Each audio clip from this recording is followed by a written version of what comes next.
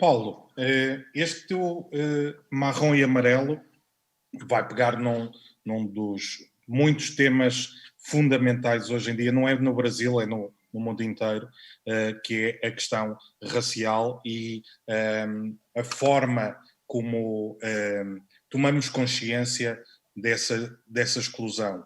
O romance são dois irmãos, filhos de pai negro, mãe branca, portanto há um filho que é negro, há um que é bastante mais claro e é esse que vai ser ali o Federico, o narrador e o dínamo da história. Aliás, tem um elemento muito curioso, é que a escrita do livro é por grandes blocos, sem ponto final. Há ali uma sofreguidão no contar daquela história, uma ansiedade que se sente na leitura do livro. Essa voz ansiosa é o retrato do momento deste debate. Bom, Tito, quero antes dizer que eu estou muito feliz de estar aqui com você, com o Bruno, que é um nome do cenário literário que acompanho, e com meu amigo Luiz Rufato, que me ensinou muito, inclusive, Tito, a decisão a ousadia de me lançar como escritor, correr o risco, veio a partir de entrevista que eu li uma vez com o Luiz Rufato, de quem sou fã há anos. Então, é muito feliz de estar com você, Bruno, aqui também. E, Tito, eu te diria o seguinte, isso que o Luiz falou é muito exato, né? É a leitura que faz o encanto da literatura, é o modo como determinada obra é lida. E neste momento, no Brasil, as leituras, sobretudo a partir da pandemia, elas estão se dando em outro nível. Né?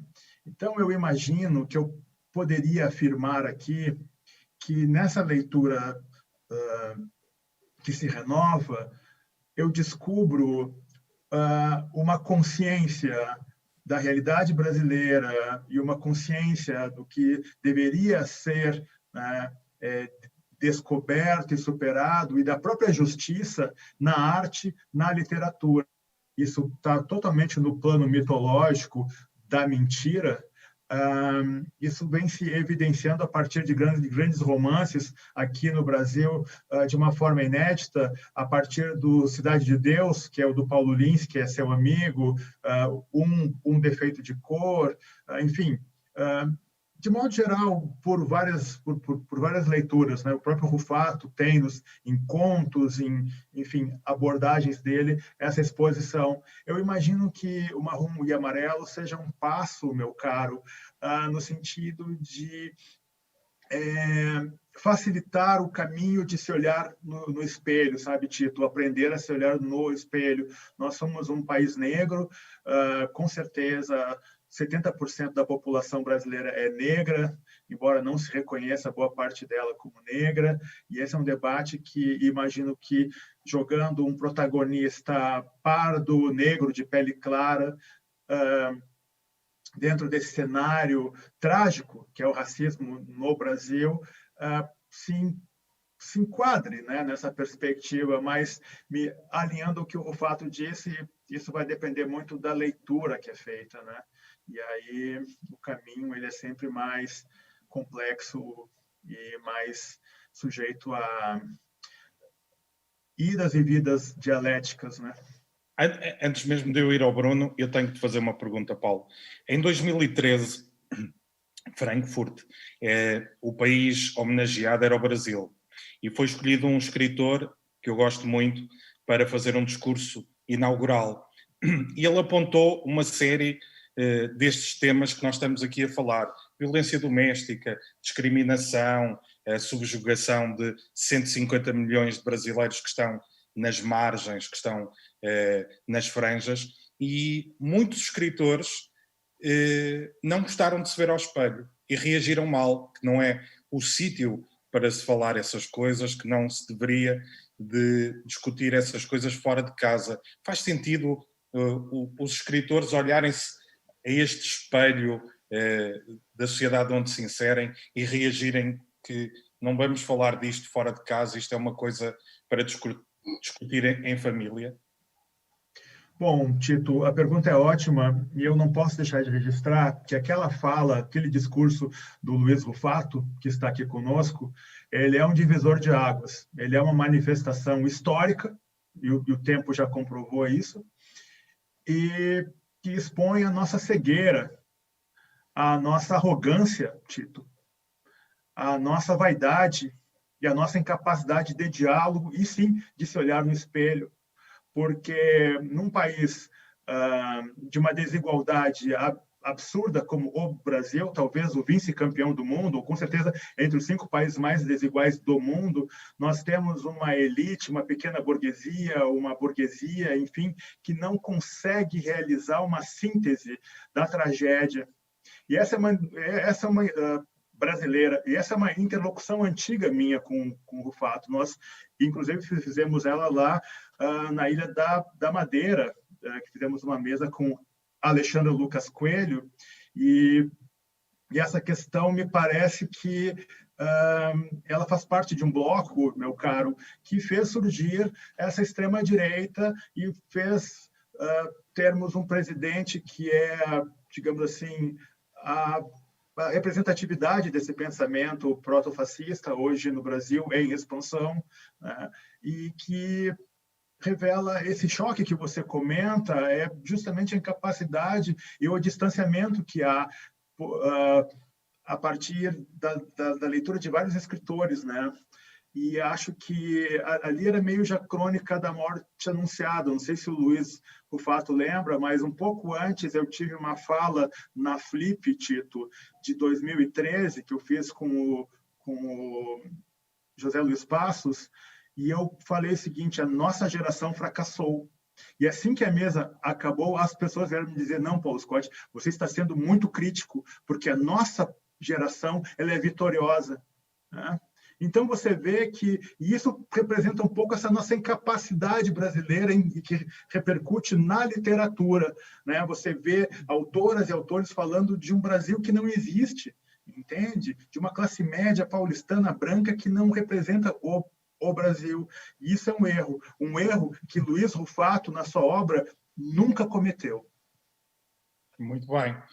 Bruno, nós vamos acompanhando a atualidade noticiosa no Brasil, lendo os romances brasileiros contemporâneos e sentimos que há aqui uma diferença Portugal para o Brasil substancial. Não é que não tenhamos exatamente os mesmos problemas, mas nós ainda estamos a discutir se temos ou não temos esses problemas. E o teu primeiro livro, As Primeiras Coisas, é uma incursão a um bairro fictício, o bairro Amélia, mas que existe na realidade, uma periferia esquecida, de gente que veio de outros países, de imigrantes, de gente pobre, e que faltava à literatura portuguesa. Esse universo, pouco ou nada, estava presente na nossa literatura. Tu sentiste que era tempo de começar a trazer outros personagens, outras pessoas, outros temas para a literatura? Boa tarde, um prazer estar aqui a debater convosco, nesta conversa com o Luís e o Paulo, e contigo, Tito, e para também todas as pessoas que nos estão a ver. Eu nunca tive essa intenção de estar a abrir um território geográfico, social, económico para a literatura. Tinha consciência, obviamente, de que não era um território muito explorado pela literatura portuguesa. Mas eu filo por motivos essencialmente egoístas, porque era um universo que eu conhecia bem e achava que, conhecendo bem esse universo, seria capaz de o transfigurar literariamente. Concordo em absoluto com aquilo que o Luís Rufato disse há pouco, que a literatura incorpora todas essas disciplinas e que não se reduz a nenhuma delas, nem é nenhuma delas, é outra coisa, não é?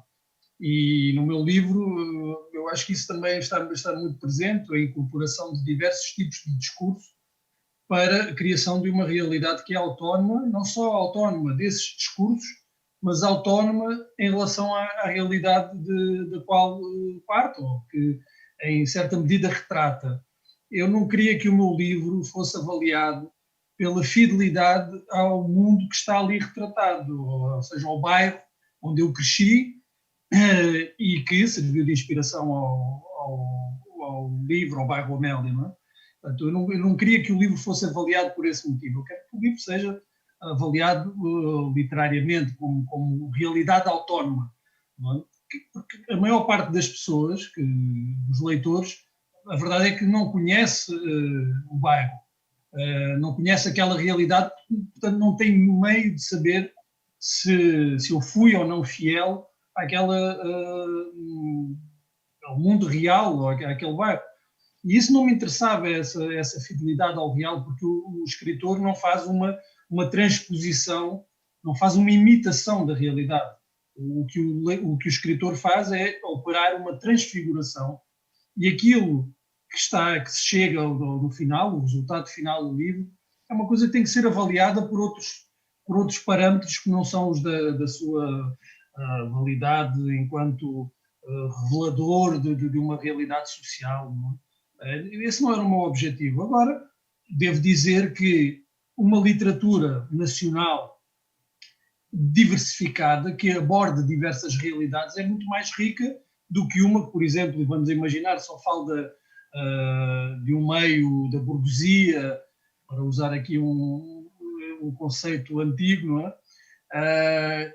Quanto mais diversidade houver numa literatura nacional, quanto mais realidades couberem nessa literatura, mais diversa, mais rica se torna a literatura. Portanto, eu sei que o território que eu escolhi para os meus livros, no caso dos 2 romances, é um território pouco explorado, mas eu não era essa a minha preocupação essencial. O meu verdadeiro território são as paixões humanas. E esse é que eu quero explorar por uma questão, por um acaso do nascimento, por um acaso de uma circunstância biográfica, acaba por ser aquele bairro periférico a matéria-prima dos meus romances. Mas o que me interessa mesmo são as paixões humanas. Para quem não conhece esse teu romance As Primeiras Coisas, mais do que ser uma história, de ser um plot, é uma coleção de lugares e de pessoas que vivem nesse bairro. Cada curto capítulo apresenta-nos um café, uma prostituta, alguém que vive no bairro, e portanto tu optaste por, antes de avançares para o segundo romance, onde aí já tens uma investigação, uma história que tu vais explorar, aqui foi fazer quase uma cartografia do espaço e das pessoas, com as suas paixões inerentes a cada uma delas. Portanto, começaste, se calhar, de uma forma intuitiva, por cartografar um espaço que, para a maior parte dos portugueses, é desconhecido. Porque eu comecei precisamente por aí, por fazer pequenos esboços de personagens, de situações, de locais, como dizias, e a certa altura eu pensei que aquilo ia servir de base ao romance. Eu olhei para o material que tinha reunido e disse, bem, eu agora tenho aqui uma espécie de trabalho de investigação e a partir daqui vou fazer um romance. E cada vez que tentei fazer isso, fui mal sucedido. E então percebi que aquilo não era a base para o romance, aquilo era o romance. E que manter as características daquelas histórias curtas, capítulos curtos, era a forma de fazer justiça a estas personagens e a este lugar, não é? Que é um lugar, apesar de inspirado, volto a sublinhar isso, apesar de inspirado no bairro onde cresci, é um lugar autónomo, é um produto da imaginação. Eu não estou à espera que pessoas que conhecem o bairro leiam um livro e digam isto era mesmo assim. Não, eu quero que as coisas sejam autónomas. Não é? Há uma frase, eu repito isto muitas vezes, porque para mim é muito importante para compreender, para explicar também aquilo que eu faço. Há uma frase de um escritor a propósito da obra do Juan Rulfo, em que ele dizia: os camponeses mexicanos nunca falaram como aparece nos livros do Juan Rulfo, mas depois dele os ter escrito, parece que nunca falaram de outra maneira.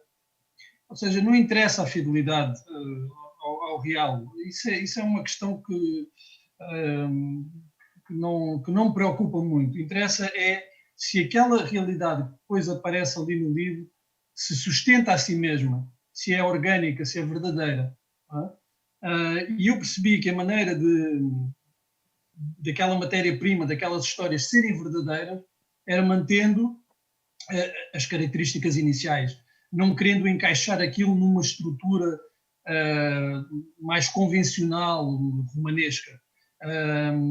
E a verdade é que o romance, enquanto género, é muito flexível e permite muito facilmente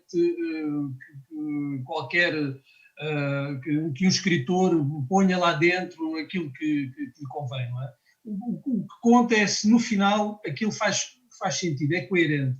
Agora pode ser de diversas maneiras. O primeiro exemplo é do romance inaugural, do romance moderno, que é o Dom Quixote. Aquilo é composto de vários corpos, não é? E na verdade no final funciona. Isso é que interessa, e eu não vou dizer que escrevi o meu Dom Quixote, mas tinha essa noção quando comecei a escrever o meu livro. Eu queria que aquilo funcionasse, por muito pouco convencional que fosse a estrutura, porque eu acredito que o género do romance é suficientemente flexível para aguentar essas estruturas diferentes. Luís, o Bruno trouxe aqui um elemento que é importante e que todos os escritores procuram, que é a verdade no seu romance. Não é dizer o que é verdade, o que é mentira, mas que ao ler se sinta que há verdade naquela história, que ela é suficientemente forte. E o Luís participou de um projeto muito interessante chamado Amores Expressos, em que vários escritores brasileiros foram enviados para uma série de cidades no mundo. Há alguns que tiveram muita sorte e foram para Sydney, e outros tiveram muito azar e foram para Lisboa, que foi o teu caso, Luís. E quando chegas a Lisboa é um outro lugar, é um outro espaço para contar uma história, e não deixa de ser curioso que escolheste um imigrante brasileiro de Cataguases para ser o centro dessa história. Sentias que, se não fosse o contar de uma história de um imigrante que vem de uma zona mais pobre, vem à procura de uma vida melhor para a Europa, que se calhar contar uma história sobre Lisboa poderia faltar esse elemento de verdade que é fundamental para o romance? Tito, primeiro que, na verdade, fui eu que escolhi Lisboa. Não pode ser. Eu fui o primeiro escritor a participar desse projeto, a ser convidado a participar desse projeto. E me foi oferecido... Escolheste Lisboa. E me foi oferecido Paris. Foi a primeira cidade que alguém oferece é Paris, claro. Eu amo Paris, já fui várias vezes lá, eu sou apaixonado por Paris. Mas Paris não me interessa no ponto de vista romanesco, mas me interessava muito Lisboa. E por que me interessava Lisboa? Porque, assim, eu não escrevo literatura de uma maneira fortuita, eu escrevo com um projeto. Eu tenho um projeto literário. E dentro desse projeto literário, que é refletir sobre a história recente do meu país, uma das questões muito importantes foi que, durante a década de 80, nós, de país de recepção de mão de obra imigrante, nós nos transformamos para um país que exportava mão de obra, né? Como, de novo, voltamos a ser recentemente. E, então, partindo desse princípio, eu tinha, na verdade, eu também sempre trago, todos os meus livros eu trago para a minha cidade, Cataguases. Ela, para mim, é um microcosmo, ela funciona como uma espécie de lugar onde tudo é possível, né? É o bairro Amélia do Bruno. Então, o que eu fiz? Eu tinha 3 opções, na verdade, para colocar um imigrante brasileiro. Eu tinha o Japão, eu tinha os Estados Unidos e tinha Portugal, que eram e ainda são talvez os 3 lugares que mais receberam mão de obra brasileira. Bom, o Japão eu não podia colocar porque em Cataguases ninguém nem conhecia japonês. O primeiro japonês que apareceu na minha cidade foi em 1977, vendendo churros, e ele ficou rico, não por causa dos churros, mas por causa dele. as pessoas iam comprar churros para conhecer um japonês. Então ele ficou rico. Nunca comeu churros japoneses. Você vê. A segunda opção era os Estados Unidos, né? Só que a comunidade brasileira nos Estados Unidos ela é uma comunidade muito dispersiva. Os brasileiros nos Estados Unidos, em geral, evidentemente que isso não é uma verdade, em geral, eles tendem a tentar ser absorvidos na onde eles estão. Enquanto, em Portugal, a comunidade brasileira, até por questões, ao invés de língua, eles acabam sendo comunidades muito autofágicas, eles acabam sendo comunidades que funcionam por conta própria. E eu achei muito mais interessante trabalhar com imigrante nesse sentido. E também, assim, Lisboa, os portugueses conhecem muitíssimo melhor que eu para escrever um belíssimo romance sobre Lisboa. Então, para que eu vou me meter a escrever um romance sobre Lisboa? Não faz sentido. Então, eu escrevi um romance sobre as periferias de Lisboa, aqueles lugares onde o turista não vai, mas o imigrante brasileiro vai, porque é o trabalho dele, né? Então, o que eu fiz foi isso. Eu já conhecia muito bem Lisboa, eu vou a Lisboa desde sempre, todo ano, há muitos anos, todo ano eu vou a Lisboa, meu filho mora em Lisboa. Então, eu simplesmente peguei os meus 30 dias que eu tinha direito de ficar, né? E fui morar na periferia de Lisboa. Fui morar em lugares que normalmente as pessoas nem conhecem. Morar na Buraca, mesmo Buraca, quando você fala em Buraca, mesmo o lisboeta fala, Buraca? O que é isso, né? Então, foi uma coisa dele. Então, assim, para mim, você voltando à questão da verdade, para mim, como o Bruno disse, como o Paulo também já falou sobre isso, a verdade do texto literário é a verdade do texto literário. Evidentemente que ela tem uma relação com a verdade, a realidade, mas a realidade, ela é muito mais do que a realidade, né? Eu sempre penso, por exemplo, que a literatura dá muito mais conta da realidade quando você pensa, por exemplo, que todos os anos saem dezenas de livros sobre um período específico da história francesa que o Balzac escreveu e não precisa ninguém mais escrever, porque só o Balzac escreveu sobre aquele período e deu conta de tudo aquilo. E, no entanto, todos os anos saem novos livros de história sobre aquele período. Então, a verdade literária, às vezes, supera muito mais que a verdade da realidade.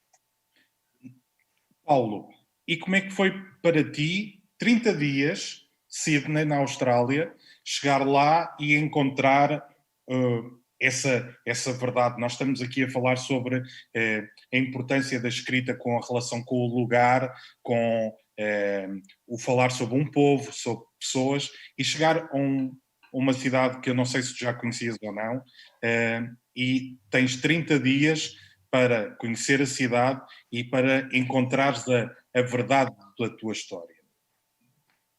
Querido, vou te falar uma coisa que, de certa forma, está no jogo geral, Tito. Na perspectiva moderna e pós-moderna, na literatura, a palavra está sempre em guerra com a realidade. E a pretensão que se coloca no mundo já há décadas, já há muito tempo, é que a palavra seja mais do que a realidade. Então, parece que nenhum de nós consegue escapar desse jogo, né?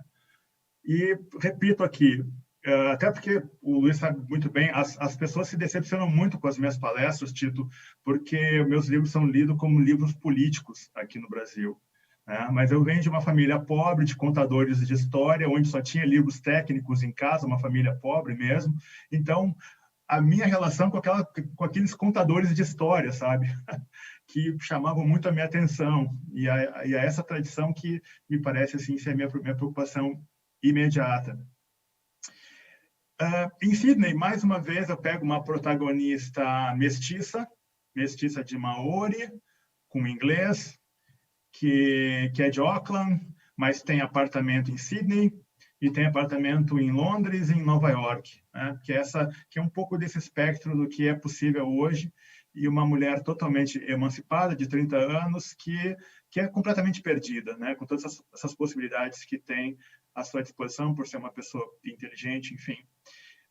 Essa minha relação, digamos assim, com a cidade, e eu fui o último a ser escolhido para os Amores Expressos, e, por sorte, na conversa que eu tive com os idealizadores, eu pude mais ou menos escolher a cidade, e eu queria muito conhecer Sydney, fiquei em Bondi Beach, e eu acho que ali novamente se revela, Tito, isso para mim é muito importante, sabe? Uma investigação do outro, sabe? Uma investigação do oculto, do que não é visualizado. Tanto que eu expus uma pequena tragédia da cidade, que é típica das cidades que hospedam as Olimpíadas. Foi assim em Barcelona, foi assim no Rio de Janeiro, em Los Angeles. E você vê que é uma espécie de higienização étnica da cidade. E os meus conhecidos australianos que leram o Ithaca Road não gostaram muito, porque eu expus uma coisa que eles não gostam de falar, né? Foi a eliminação dos aborígenes de uma área muito nobre de Sydney. Então, esse meu olhar não adianta, eu estou colado na realidade. Eu só não sou esse Paulo Scott, sabe, redentor, iluminado, que vai trazer a verdade, entende? Não, eu quero contar uma boa história. Se a pessoa vai ler ela politicamente, não é problema meu. Tá? E, nesse sentido, eu acho que é uma busca muito pessoal minha, sabe, Tito? Tá, pela primeira vez eu coloquei o meu bairro, onde eu me criei, que é um bairro bem violento em Porto Alegre, que é o marrom e amarelo, mas como disse o Bruno, por razões óbvias, que não precisam nem ser explicadas, né? O Partenon que eu conto no romance não é o Partenon real, né? Sabe? É óbvio. Essa é a premissa de qualquer literatura, né? Então, me parece que a Maria Valéria Rezende, ela sempre diz assim, Scott, e ela lê todos os meus livros, eu leio todos os livros dela, porque nascemos os dois no mesmo dia, estreamos juntos no romance, na mesma coleção. Ela sempre diz, Scott, tu continua rodando no mesmo lugar, né? Que é essa ânsia de entender o que seria uma identidade, né? Dentro de um eixo romanesco, como você poderia se alimentar e progredir a partir da sua própria leitura. Então, nessa perspectiva, Tito, é sempre uma perspectiva muito egoísta, sabe? Por isso que eu tenho um pouco de receio com esse retorno dos leitores, né? Porque, como disse o Rufato muito bem, esse é o domínio de quem lê, né? Eu até fico meio constrangido de dizer, eu tive a intenção de expor isso, né? Mesmo no marrom e amarelo, que eu falo, Tito, de uma realidade que é minha, né? Porque eu venho de uma família negra emancipada financeiramente, sabe, Tito? Que não precisa baixar a cabeça para branco, né? Como a maioria das pessoas negras tem que fazer aqui no Brasil, para conseguir ter um pouco de espaço ao sol. Isso me pareceu fundamental colocar na perspectiva da literatura, enfim, nesse meu projeto, né? Eu sou um pouco mais solto do que o Luiz, não tem o foco que ele tem, porque as minhas inquietações elas variam, né? E esse não é um livro sobre meu bairro, sobre racismo, esse é um livro sobre a raiva, sabe, Tito? Que é uma marca muito brasileira e está super escondida dentro dessa cordialidade brasileira, que é uma grande mentira. Há quem diga, há uma série francesa muito boa sobre política chamada O Barão Negro, e a dada altura o protagonista, quando está a discutir com um colega político que está muito enervado, ele diz, nunca te esqueças que a raiva é o último degrau do desespero. E faz sentido. Nós, quando pensamos nisso, é mesmo assim. As pessoas que nos estão a assistir podem colocar as suas perguntas. Eu já tenho aqui uma para colocar, e é para o Bruno. É da Milka Alves, e diz, Bruno, o seu livro Hoje Estarás Comigo no Paraíso é excelente.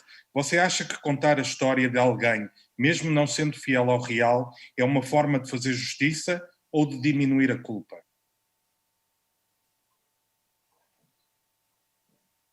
É uma boa pergunta, uma pergunta difícil. As perguntas inteligentes vêm todas de fora. Eu agradeço a pergunta. Como eu disse de início, eu escrevo, a motivação inicial é sempre egoísta. Portanto, por um lado, sinto-me tentado a dizer que entre as duas, não, há uma tentativa sempre de diminuir a culpa. Mas também há de terapia, de cura para nós, através da escrita. E não é essa coisa de uma literatura positiva para ajudar as pessoas, uma espécie de autoajuda, mas de ficção. É escrita como conhecimento, e eu acho que o conhecimento e o autoconhecimento é terapêutico, ajuda-nos a viver. Quanto mais exploramos mesmo os lados mais sombrios da nossa existência, dos nossos pensamentos, quanto mais nós exploramos esses lados, quanto mais nos conhecemos, mais completos podemos ser. Então há esse lado egoísta na escrita, sim, que por um lado passará por reduzir a culpa, compreendendo. Em relação ao Hoje Estarás Comigo no Paraíso,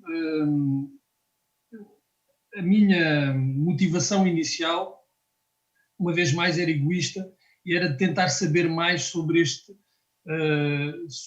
primo, o João Jorge, que morreu foi assassinado quando eu tinha 7 anos. Essa foi a motivação inicial do livro, tanto que eu de início pensei em fazer um livro de não ficção. Mas depois os livros ganham vida própria. Fui eu que o escrevi e eu assumo tudo o que está ali escrito, mas à medida que nós vamos escrevendo, abrem-se novas possibilidades, e eu percebi depressa que o livro tinha de ser, não podia ser de não ficção, teria que ser uma ficção, teria que ser um romance, porque havia coisas, só os factos não eram suficientes para eu contar a história que se começava a abrir à minha frente. E isso tinha que ver não só com os personagens, mas também com os lugares. Angola, de início, não tinha grande importância no livro e foi adquirindo importância. A família, o resto da família, não tinha muita importância quando eu comecei a escrever o livro, e começou a ter importância. E passa, obviamente, que quem lê o livro, como a leitora que fez a pergunta, sabe que há, mais do que uma tentativa de redenção, há uma tentativa de compreensão da história daquele rapaz e da história da família, e da história que o narrador se propôs contar. Não é uma expiação de pecados, é mais aceitar que os pecados foram cometidos. Esse reconhecimento é essencial para que nós possamos evoluir. E, mais uma vez, faz parte desse processo de conhecimento ou de autoconhecimento. Eu descobri muitas coisas sobre mim, sobre a minha família, sobre a história da Angola, que eu não conhecia antes de começar a escrever o livro. Normalmente diz-se que os escritores devem escrever sobre aquilo que conhecem, e eu acredito nisso, mas a verdade é que no processo de escrita nós vamos descobrindo muitas outras coisas. Nós nunca chegamos, bem, será mau sinal se chegarmos ao final do livro no mesmo ponto de onde partimos. Nesse sentido, eu não acredito que só possamos escrever sobre aquilo que conhecemos. Agora, queremos escrever sobre aquilo que conhecemos, como impulso inicial. Mas quando chegamos ao fim de um livro, como por exemplo Hoje Estarás Comigo no Paraíso, eu diria que estamos transformados, não é? Sabemos muito mais sobre nós, enquanto pessoas, enquanto escritores, do que sabíamos no início. É um pouco de tudo isso. É uma forma de redenção, uma forma de terapia, é uma forma de lidar com a culpa, sem nos culpabilizarmos, não é? Porque há uma frase a meio do livro em que eu reflito sobre isso, quando é que começa a nossa história pessoal e acaba a história da nossa família. O que é que nós herdamos da história da nossa família? O que é que devemos assumir também como nossa responsabilidade? E aquilo de que somos também nós, em certa medida, vítimas. Expiação, redenção, lidar com a culpa, bem, tudo isso está no livro, caberá ao leitor também decidir em que doses. Luís, o Paulo há pouco estava a falar sobre o foco dele ser a descoberta do outro, o compreender o outro, conhecer o outro. Curiosamente, há um debate que ainda chegou pouco a Portugal, ainda há poucos sinais desse debate, mas no Brasil está muito mais forte, nos Estados Unidos mais ainda, que é a questão da apropriação cultural, lugar da fala, tudo isso. Como é que se pode fazer literatura respeitando o lugar da fala, não fazendo apropriação cultural? Vamos deixar de ter, por exemplo, ficção científica, porque o escritor que escreve ficção científica nunca viajou ao espaço, nunca foi ao planeta X14. Vamos estar... este discurso é também um discurso limitador para a criação. Eu vou ser muito sincero com você, não me interessa essa discussão. Para mim, o espaço da literatura é o espaço da liberdade. E o lugar de fala do escritor é o outro.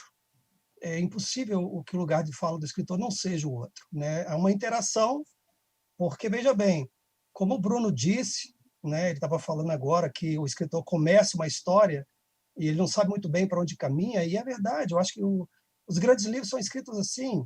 Você domina parte da história, mas à medida que você vai escrevendo, você vai conhecendo a história, né? Então, isso é o espaço da liberdade, né? No momento em que eu começar a colocar limites, e que é quase uma autocensura, na verdade, né? No momento que eu coloco limites a esse espaço, na verdade, eu estou colocando limites à criação, né? E eu acho, por isso que eu falo com você, essa discussão não me interessa. Eu não estou dizendo que essa discussão não é importante, essa discussão é extremamente importante, deve ser feita, acho que tem que ser feita. Agora, realmente, quando eu sento para escrever, não estou preocupado com essa discussão. Os meus personagens, eles agem da maneira... veja bem, eu não sei se os meus colegas, o Paulo e o Bruno, vão concordar com isso, se você vai concordar com isso, mas, assim, a melhor coisa que tem quando você senta para escrever é que ali você pode colocar todos os seus fantasmas para fora. Assim, eu posso ser uma pessoa má no meu romance porque eu sou uma pessoa má. Eu posso ser uma pessoa egoísta porque eu sou uma pessoa egoísta. Eu posso ser o que eu quiser porque eu sou tudo isso. Nós somos seres humanos e, como seres humanos, nós somos cheios de falhas. Eu tenho imensa... Eu acho que eu sou muito mais falha do que coisas certas. Então, assim... quando eu estou escrevendo, é tudo isso que vai estar no meu texto, né? Então, como eu repito, eu acho essa discussão extremamente importante, mas eu não me preocupo com ela. A literatura, para mim, ainda é o espaço da liberdade. E acho que esse lugar de fala ele tem que ser colocado mesmo no âmbito político, no âmbito sociológico, antropológico, é importantíssimo. Mas eu, como eu reafirmo, literatura, para mim, é o espaço de liberdade. Paulo, acho que também fazes parte do time Rufato. Sim, meu caro. Como diz nosso amigo Cristóvão Tesa, a literatura tem que ser boa, Tito. Ela tem que funcionar. Tem um caso aqui no Brasil de uma pessoa que eu respeito bastante, não vou identificá-la, mas essa pessoa ela escreveu um livro bastante vendido, até virou filme. Ele é uma pessoa branca, escreveu sobre uma família negra. E você lê o livro, mesmo que você não saiba quem é aquela pessoa ali, você vê que aquela pessoa não entende a realidade de uma família negra, né? E aí você vê que foi enfim, é uma história que não funcionou, mas poderia ter funcionado, entende? Depende de muitas coisas, sabe? Não, você limitar só gay pode escrever história, né? Uma narrativa gay, só mulher pode escrever enfim, só uma pessoa, negro pode fazer uma literatura negra, só pobre pode fazer, só um operário pode escrever sobre a vida de operário. Eu não acredito muito bem, porque no final das contas o tempo e as leitoras e leitores é que vão julgar, e não adianta, essa é que é a grande verdade, precisa funcionar. Eu imagino que, de outro lado, uma disputa mais transparente, mais aberta, dessa incapacidade que certas instâncias legitimadoras e endossadoras, tipo, da boa literatura, né, afirmam, enfim, que é ou não literatura, isso entra nesse jogo geral, assim. É um debate que me interessa, eu acompanho, mas eu não me envolvo nele, assim. E como escritor, eu escrevo totalmente distante dessa preocupação de ser ou não lugar de fala. Uma vez, em relação ao Habitante, recebi a carta de um leitor dizendo assim: eu abandonei o seu livro porque o seu livro fala da bichinha com cara de cavalo. Quem é você, um homem hétero, privilegiado, para falar disso? E a mesma coisa com Marrom e Amarelo, eu recebo algumas manifestações dizendo: você se diz negro, um homem negro de pardo, de pele clara, mas você é um branco. Você não tem lugar de fala para escrever um romance como você escreveu. E aí fica aquela questão, né? Você vai dar atenção para esse tipo de reivindicação, de questionamento, de imbróglio? Me parece que não vale a pena. Olha, eu tenho aqui outra pergunta que é do Pedro Henrique Curti e que tem interesse. Vocês têm personalidades muito fortes e ideias fortes e não têm pejo nenhum em defendê-las e afirmá-las. E ele pergunta se enfrentam resistência do meio literário pelas propostas que possuem. Sentes isso, Paulo, que já falaste várias vezes, portanto, que os teus livros são lidos sempre como sendo muito políticos. Portanto, eu sinto que já há aí um botão crítico que é carregado muitas vezes. Mas sentes essa pressão, essa resistência do meio àquilo que tu escreves? Cara, sinceramente, eu acho que eu aprendi muito, que é muito da minha família, sabe? Não te preocupa com os outros, sabe? Faz o que tem que fazer, sabe? O meu pai é um homem negro, sabe? Que ocupa uma posição assim que eu tenho certeza que se ele se preocupasse, sabe, em pensar, em levar em consideração o que os brancos pensam dele, sabe, ele não teria feito metade do que ele fez. Então, eu sou muito contaminado por essa educação que eu tive e eu não me preocupo muito, assim, sabe? Eu faço o que tenho que fazer, Tito. Quando eu propus o Habitante Irreal, Tito, sabe, as pessoas disseram assim: Scott, você vai falar de política contemporânea? Você vai botar política contemporânea no seu livro? Você vai falar de indígenas? Scott, livros que falam disso não vendem, não repercutem. Né?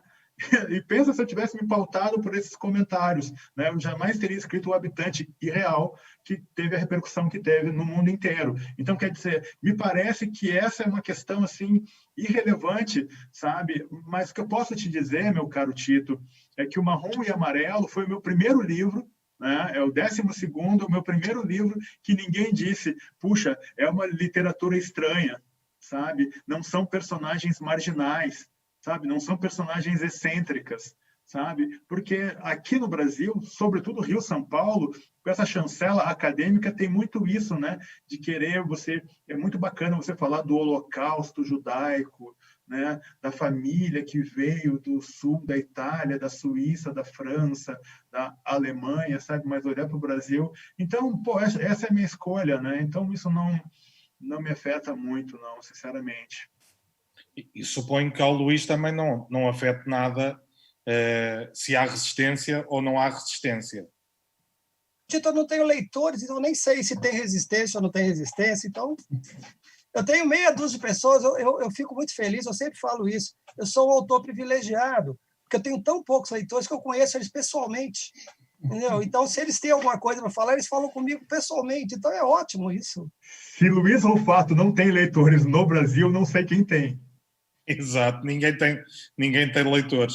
Olha, eu tenho aqui mais uma pergunta para o para o Bruno, isto está fortíssimo para o Bruno, e é do padre Jovandir Batista. Ele diz: Bruno, este título do seu livro é uma passagem bíblica que está em Lucas 23:43. O quanto a frase bíblica tem peso na intencionalidade do livro? Bem, completamente intencional a escolha dessa frase, que foi sempre uma frase de que eu gostei muito, não é? Pelo som e pelo significado, mas também pelo som. É uma frase que me acompanha desde a infância e para mim, em primeiro lugar, havia o som, não é? E o hoje estarás comigo no paraíso, acho que é uma frase belíssima e que aqui, claro, tinha a vantagem do significado, porque a história, a frase é dita no contexto da crucificação, em que um dos ladrões que é crucificado com Jesus o desafia que Jesus, se é filho de Deus, os salve, os tire dali, e o outro pede apenas a Jesus que se lembre dele quando entrar no reino dos céus, não é? E Jesus diz-lhe, responde-lhe que, em verdade te digo, hoje estarás comigo no paraíso. E é muito interessante que ele não tenha pedido para Jesus o salvar, mas para se lembrar dele, que é uma forma, talvez a única forma possível, a única forma verdadeiramente humana de salvação, seja através da memória, de lembrarmos. E como o livro é também uma espécie de memorial do João Jorge, uma memória literária desta pessoa. Então eu achei, quando já estava quase a chegar ao final do livro, achei que era o título ideal para o livro, mas claro que tem tudo que ver com a frase bíblica que foi propositado e há aquela velha regra, quando estás à procura de um título, vai à Bíblia ou então vai ao Shakespeare. Shakespeare e a Bíblia dão sempre ótimos títulos para o livro. São ótimos catálogos para títulos. Nós estamos aqui a conversar e vivemos a uns quantos milhares de quilómetros de distância uns dos outros e nem por isso se sente que há aqui qualquer tipo de barreira, porque a língua ajuda a limar muitas destas arestas culturais. Mas mesmo assim continua a haver um distanciamento entre Portugal e o Brasil. Conhecemos-nos pouco uns aos outros e, sobretudo, falamos pouco uns com os outros. No seu caso, Luís conhece bem Portugal, já cá veio muitas vezes, apesar de infelizmente ficar sempre por Lisboa. Consegue compreender isto? Eu sou do Porto e, portanto, é um carioca a falar de paulistanos, é a mesma coisa. Consegue compreender porque é que comunicamos tão pouco uns com os outros, falamos tão pouco? Tito, não sei, você deixa as questões mais espinhosas sempre para mim, tudo bem. Não, eu acho, sinceramente, que tem uma questão que eu não compreendo mesmo, que é o seguinte, é que nós poderíamos fazer da nossa língua uma coisa vendável para o mundo, como os espanhóis fazem. Os espanhóis têm na língua uma das maiores entradas de divisas da Espanha, né? Só que o que acontece? Eu acho que talvez Portugal e Brasil seja um caso bastante único em que o colonizado ficou maior do que o colonizador. Né? Eu acho que é o único caso. Muito maior. A Espanha não é assim, a Inglaterra não é. A Inglaterra, mais ou menos, está ali no mesmo pé que os Estados Unidos, a França não é assim. Portanto, e esse fato em si, ele provocou um problema. E é um problema realmente bem grande. Por quê? Porque, de um lado, existe esta relação difícil, que é compreender que o Brasil, embora fale língua portuguesa, não é um país de cultura portuguesa. Né? Não é. Nós não somos um país de cultura portuguesa, é só você vir aqui em São Paulo e você vai encontrar japoneses, armênios, alemães, o caramba quatro, e essas pessoas, evidentemente, não têm cultura portuguesa. Elas falam a língua portuguesa.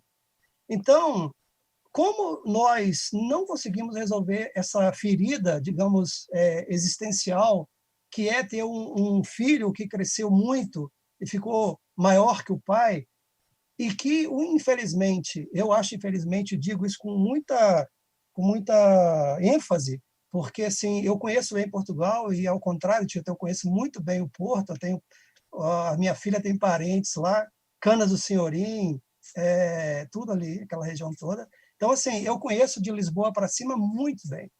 E aí eu fico pensando, quanto nós, brasileiros, estamos perdendo? Se você perguntar para 100 brasileiros, falar, vou te dar uma passagem para o exterior, você vai escolher o país que você quer conhecer. Eu garanto para você que 99 deles vão querer qualquer país menos Portugal. Porque não existe no imaginário brasileiro esta relação que existe na prática, que, na verdade, nós somos, de alguma maneira, nós estamos no mesmo bar, separados aí por uma história completamente diferente, e por isso que eu falo com ênfase que eu sinto muito que as coisas sejam assim. Não deveriam ser. Nós poderíamos Mas estar essa muito história, mais não sei se me permites de acrescentar uma pequena questão. Essa história do afastamento ao nível das literaturas entre Portugal e Brasil sempre foi muito discutida, sobretudo no século XX, e houve um momento de uma grande ligação e influência dos escritores brasileiros junto dos escritores portugueses, na década de 30, 40, a geração de 30 do Brasil, o Graciliano Ramos, o José Lins do Rego, Jorge Amado, foi uma geração que influenciou profundamente os escritores e a primeira vaga do neorrealismo português, mas o contrário nunca aconteceu, ou seja, a influência de escritores portugueses e o conhecimento de escritores portugueses no Brasil, à exceção daqueles que nós sabemos, o conhecimento sempre foi muito reduzido.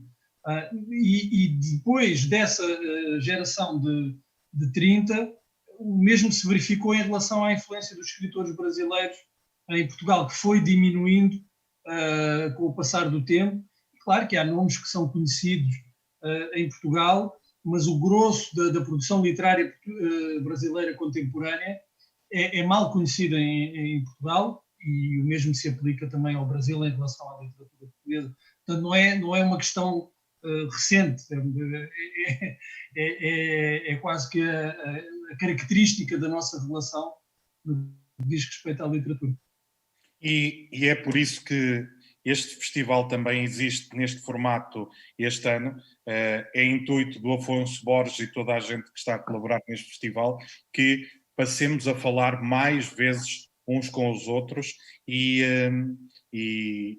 que nos passemos a entender melhor e estar mais próximos, porque faz falta este diálogo. Eu tenho que vos agradecer imenso, porque estamos na reta final, tenho segundos para fechar isto, antes que a Pauliane me mande aqui alguém dar um tiro, e tenho que me despedir de vocês da melhor maneira possível, que é sugerindo que leiam. Hoje estarás comigo no Paraíso, Bruno Vieira Amaral, está na Companhia das Letras e a capa é ligeiramente diferente.